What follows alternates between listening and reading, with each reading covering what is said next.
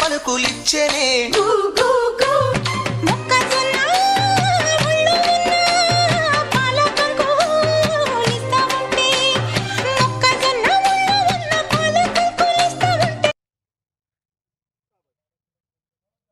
exercise అనుకుంటున్నాం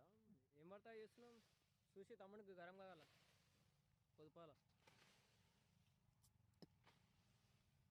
ఎర్రా ఎంతసేపు తీస్తావు నీయమా తెలియలేదు ఏమ్రా